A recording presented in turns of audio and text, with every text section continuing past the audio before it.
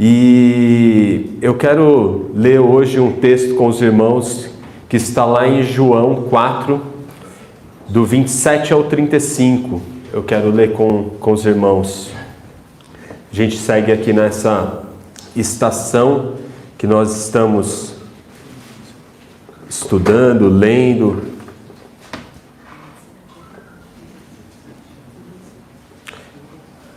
E João 4, do 27 ao 35.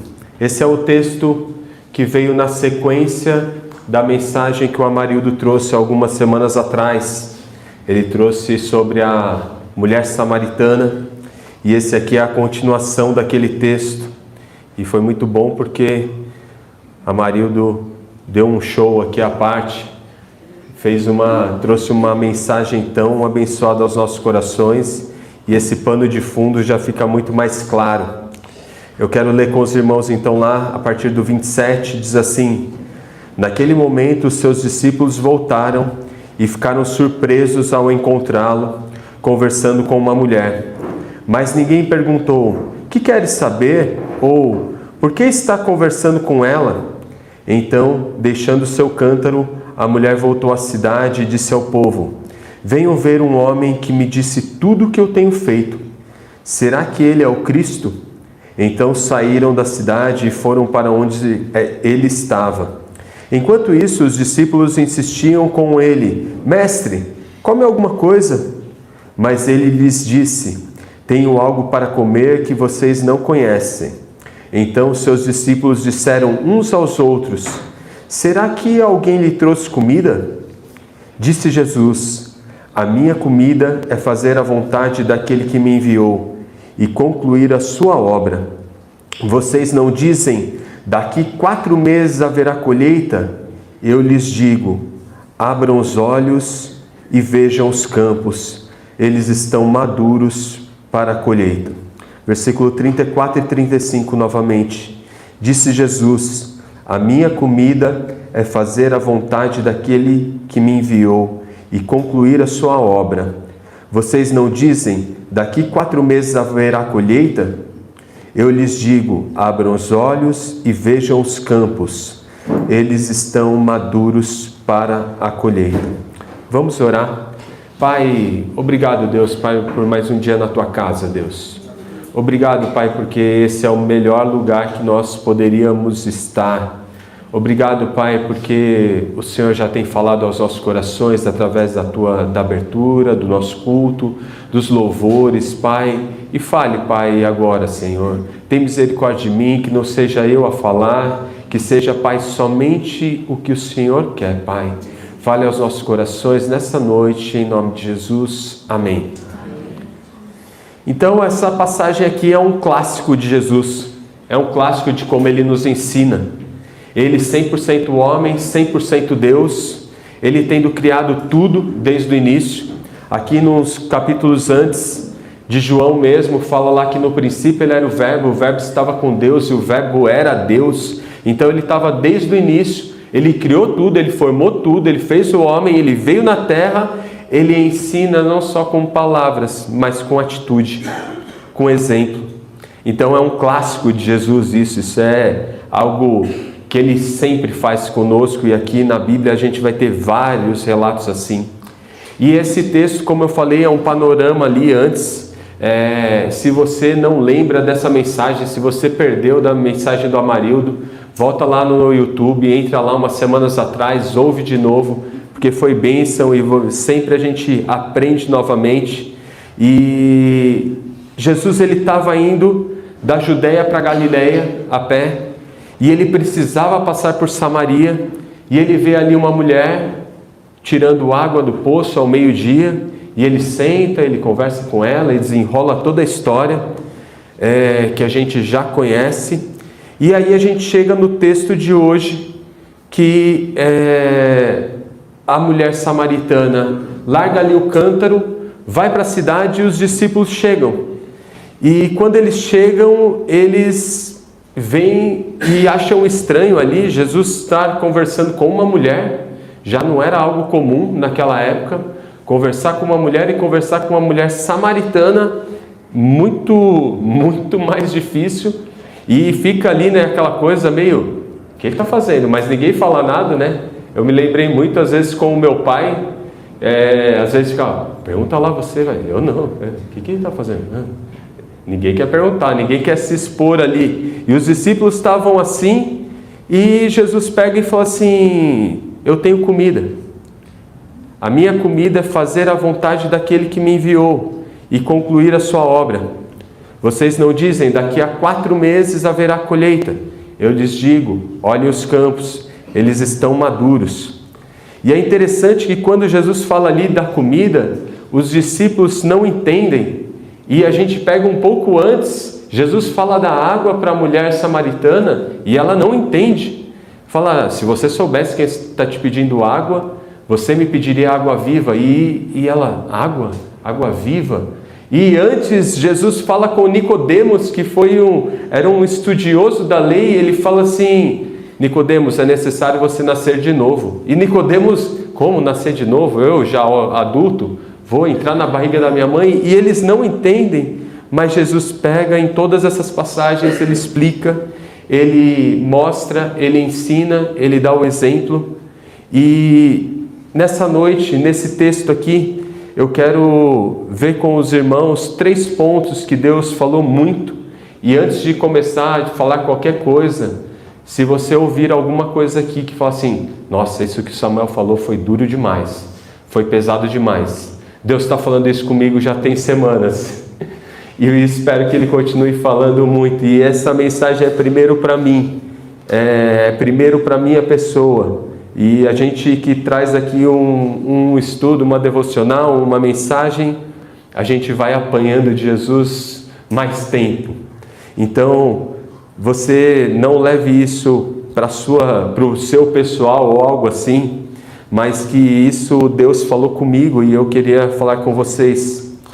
E o primeiro ponto é que o campo está pronto. Você só não está enxergando com os olhos de Jesus. Nessa cena, o que as pessoas viam? As pessoas viam alguém que gostaria de estar só.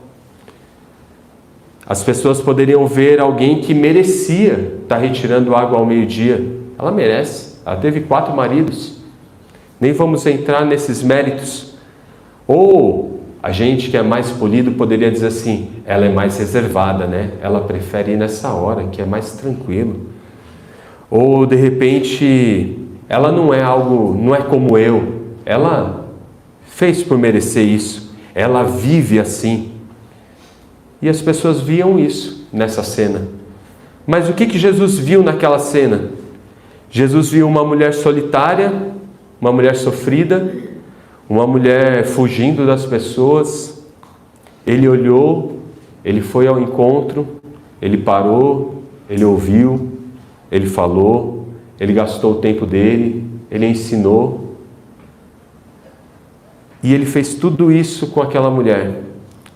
E nós somos muito privilegiados, né, de ter o pastor Binho, o pastor James, tantos líderes aqui na igreja, mas em especial eles dois.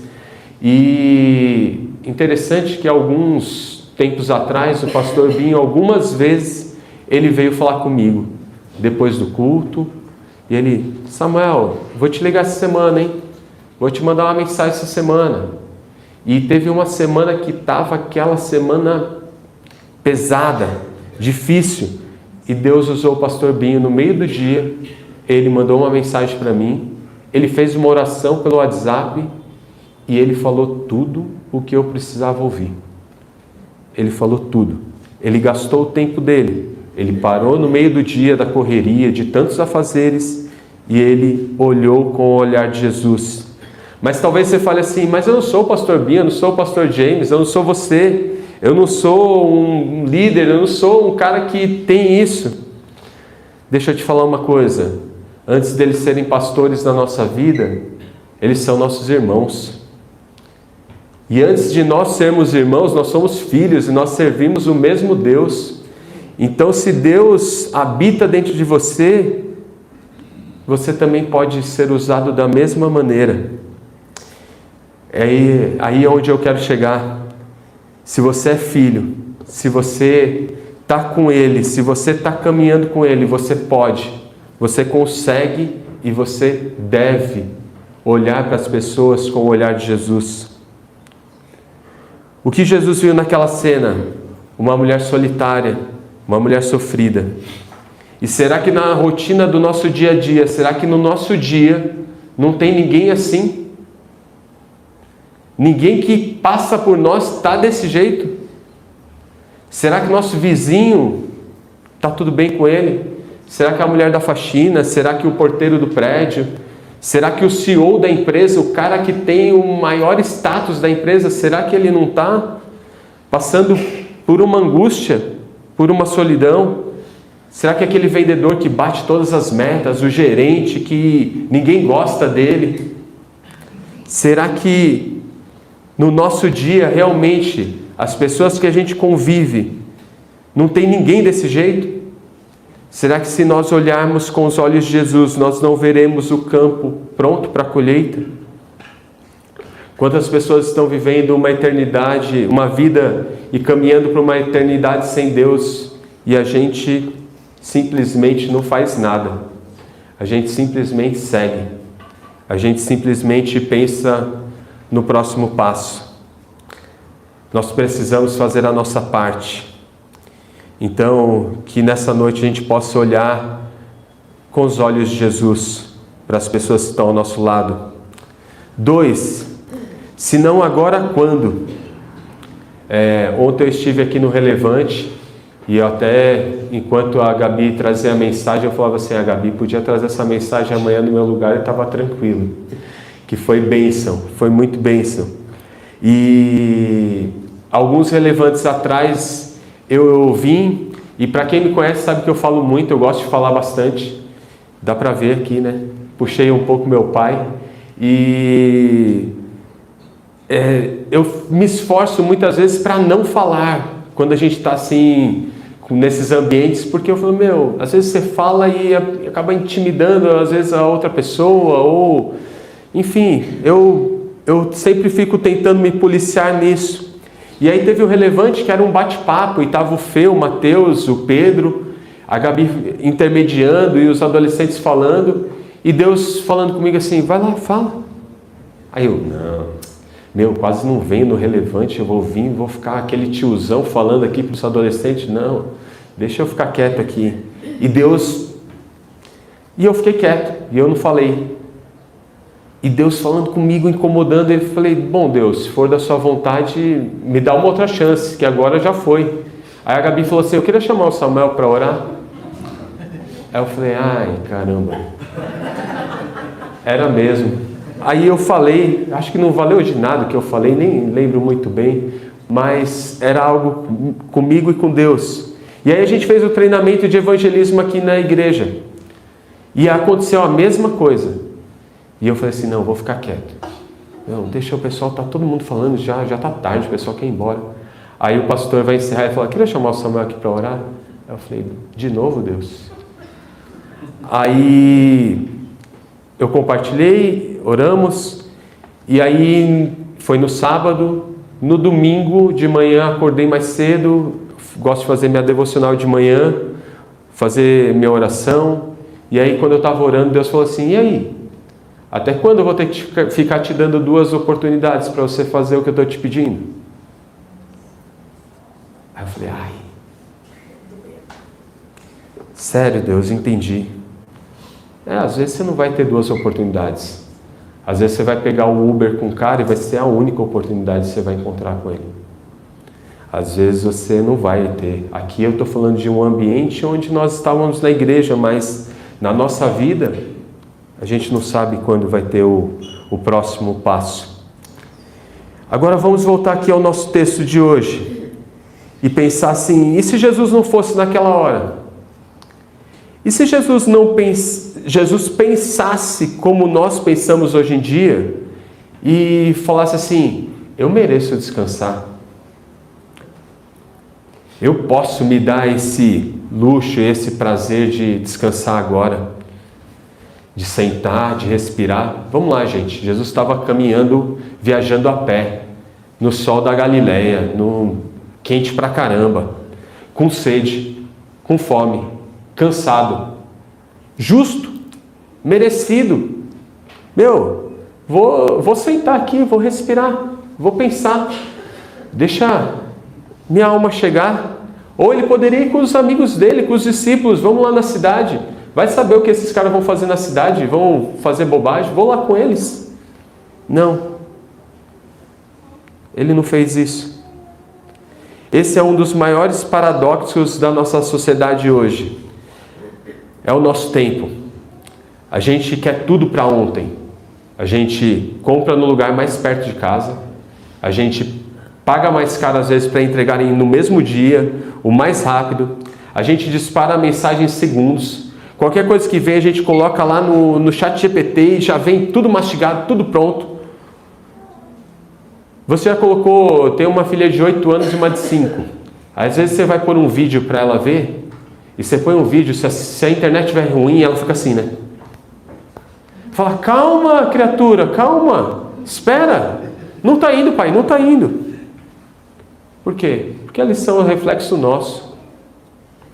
A gente quer tudo para ontem, tudo. Mas onde está o paradoxo? É que a gente quer tudo para ontem. Mas na hora da gente falar do amor de Deus, na hora da gente compartilhar o que a gente vive, aí a gente tem medo. Aí a gente tem que pensar. Aí a gente se sente inseguro. E a gente sempre tem outras coisas para fazer. A gente se indispõe por política, por futebol. Você já discutiu com algum amigo seu por futebol? Você já discutiu por política?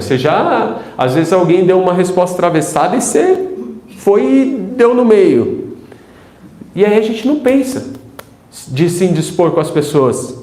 Mas na hora da gente falar de Deus, daquilo que muda a nossa vida, daquilo que pode mudar a pessoa, a gente fica com esse receio. E sabe como isso se chama? Eu ouvi esse termo de um pastor que eu ouço bastante, eu falei, cara, sensacional. Chama agoralatria.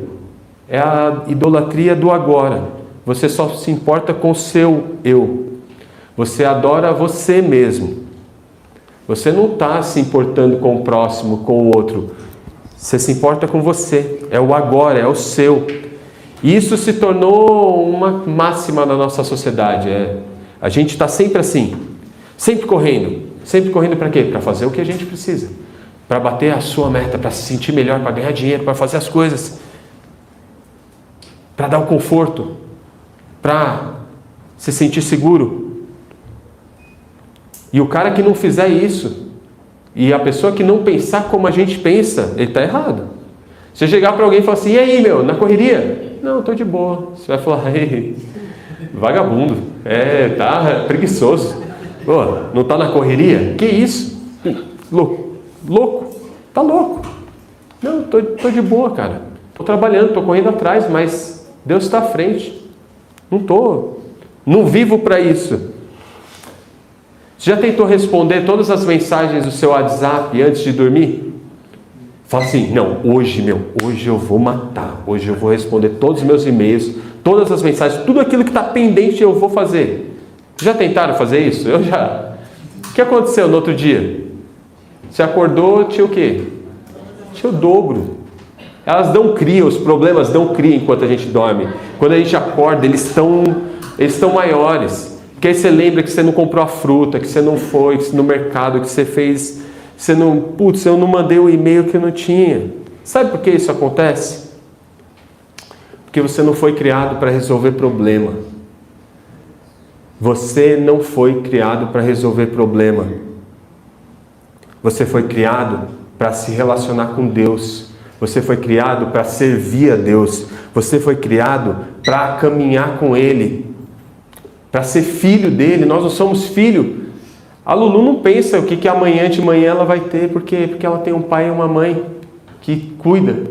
E a gente vive a nossa vida esquecendo que a gente tem um pai que faz tudo por nós. E que é só se relacionar com a gente, mas a gente não dá esse espaço. Porque o nosso agora é mais importante. Porque a gente não se relaciona com Ele. A gente não foi criado para isso. Eu vou dizer uma coisa triste que bateu muito forte em mim e eu acredito que isso seja importante nessa mensagem. é que a nossa rotina se tornou mais importante do que a vontade do Pai. A nossa rotina é mais importante do que o que Deus quer. Não, eu tenho que acordar cedo, eu tenho que treinar, eu tenho que comer bem, eu tenho que dormir, eu tenho que trabalhar, eu tenho que cuidar dos meus filhos, eu tenho que isso, eu tenho que aquilo. Se alguma coisa sai da nossa rotina, pronto, acabou. Acabou. A nossa rotina é mais importante do que a vontade de Deus na nossa vida. Sair da rotina é um pesadelo pra gente. Pra mim é. Falar, caramba, putz, como que eu vou fazer? Ai, mas eu ia fazer isso agora. Agora era a hora de pôr as meninas para dormir. Agora era a hora de eu trabalhar. Agora era a hora de eu fazer. Que a obediência ao Pai seja o centro da nossa vida. Que o relacionamento com o Pai seja a nossa busca diária. Que possamos viver como filhos. Pois só assim a gente vai viver o agora da maneira correta. Se a gente não viver como filho, se relacionando com Ele, a gente vai viver o agora sempre errado, sempre correndo errado, sempre achando que a nossa rotina, o que a gente pensa, o que a gente sonha, aquilo que está na nossa cabeça, nosso sonho, é mais importante do que sonhar com Deus, do que se relacionar com Ele. 3. Eu já estou acabando. Falta quem vá. Se não for eu, quem? De repente, e tem um louvor que eu ouço bem pentecostal que chama o De Repente de Deus. E eu acho que eu gosto. Tem horas que eu ponho esses louvores e fico ouvindo e falo o De Repente de Deus. E de repente você vê uma situação na sua vida ali e você fala assim, se o pastor James estivesse aqui, ele ia poder falar e aconselhar esse cara, ele ia falar tudo o que ele precisa. De repente você pega um ônibus, um Uber, um táxi, você fala assim, se a missionária Amanda, que está lá na Tailândia, estivesse aqui, ela ouvisse isso, era o que ela precisaria para falar de Deus. Mas nós servimos o mesmo Deus que Ele, como eu já falei. Nós nos relacionamos com Ele. Por que isso acontece na nossa vida? Por que às vezes a gente fica assim, eu queria que acontecesse isso. E o que acontece aqui na história? A mulher larga o cântaro de água e vai contar para a cidade toda. Ela larga e vai contar para a cidade toda. Ela não espera nada. Ela não tinha curso. Ela mal conhecia Jesus. Ela não sabia falar. Ela não tinha teologia. Ela não era presbítero da igreja. Ela não era nada. Mas ela conta o que aconteceu com ela. E a nossa experiência, aquilo que é pessoal nosso, vale muito mais. Vale mais às vezes do que anos e anos e anos de estudo. Eu não estou falando que estudar e buscar a Deus e não seja bom, não me entendam mal. Eu estou dizendo que o que você vive vale muito mais. Muitas vezes ele vale mais do que o conhecimento. Ela simplesmente saiu, largou o cântaro e foi correndo. E aqui os discípulos tinham ido buscar comida. E eles voltam ali e encontram essa situação.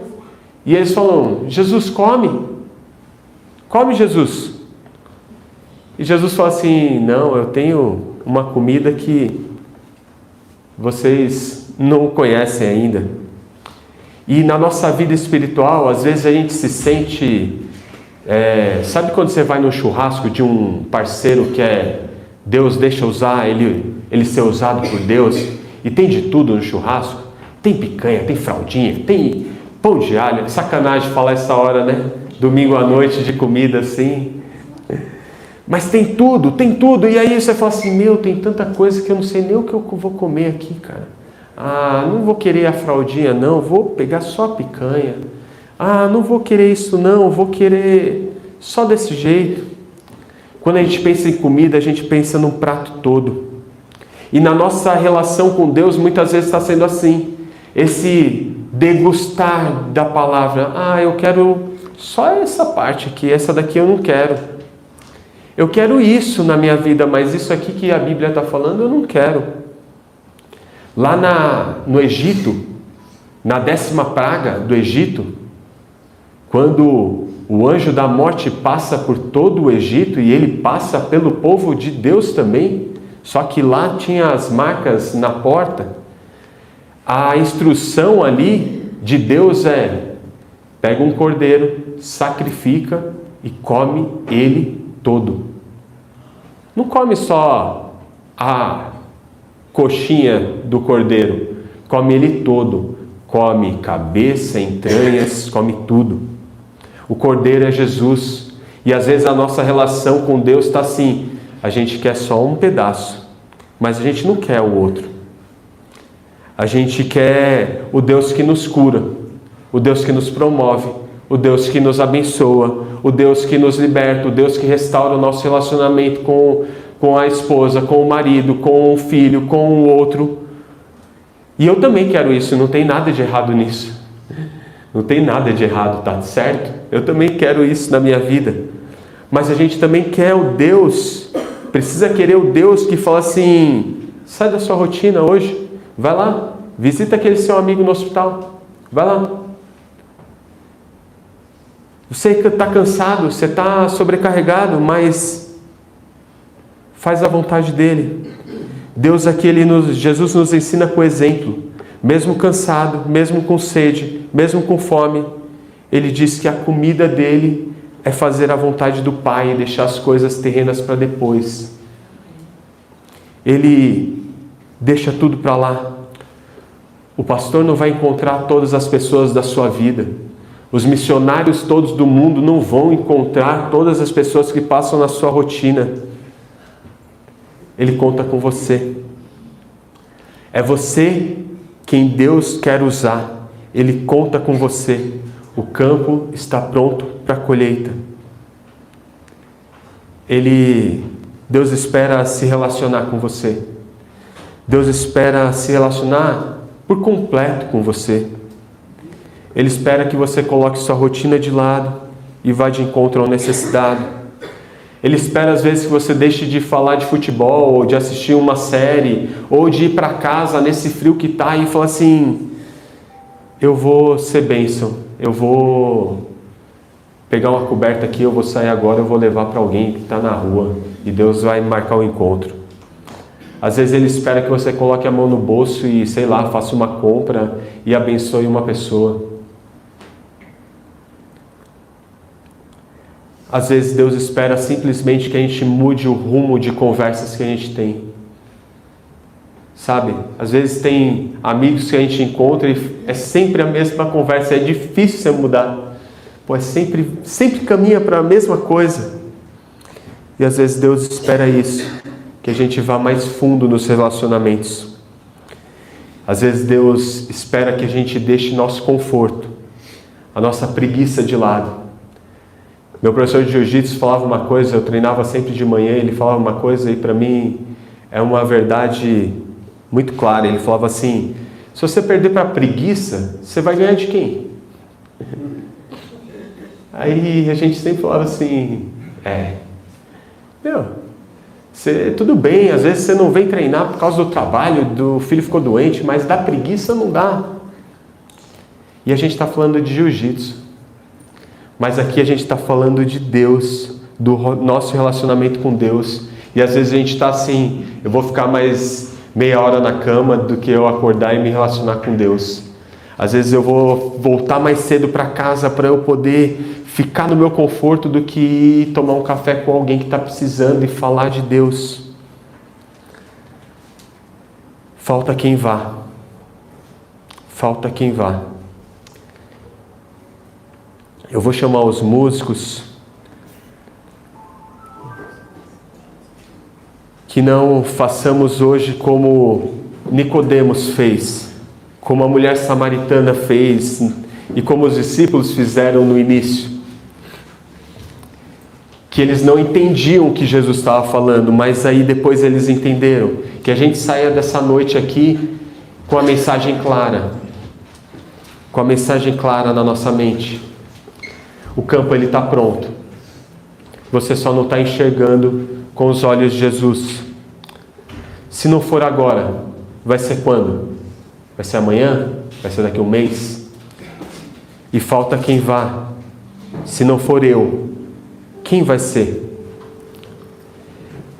Fechando esse texto aqui, eu não tinha como não ler com vocês um texto que está lá em Isaías 8, que quando Deus fala com Isaías, ele fala assim: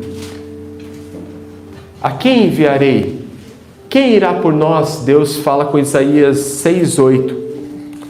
Isaías responde assim: eis-me aqui, envia a mim. Sou eu, Deus, sou eu. E para fechar nossa mensagem, o que acontece aqui no final da história? No final dessa história aqui que a gente leu, tão incrível, tão maravilhosa, o que acontece aqui? João 4:39. Olha lá que incrível. Muitos samaritanos daquela cidade creram nele por causa do seguinte testemunho dado pela mulher: ele me disse tudo o que eu tenho feito. Muitos samaritanos daquela cidade creram nele por causa do seguinte testemunho dado pela mulher. Não foi os discípulos, não foi o cara mais incrível, não foi. Foi a mulher que se encontrou com Jesus e falou assim: tá bom. Ela foi a primeira missionária da Bíblia. Ela ouviu Jesus e saiu contando, e a história mudou ali.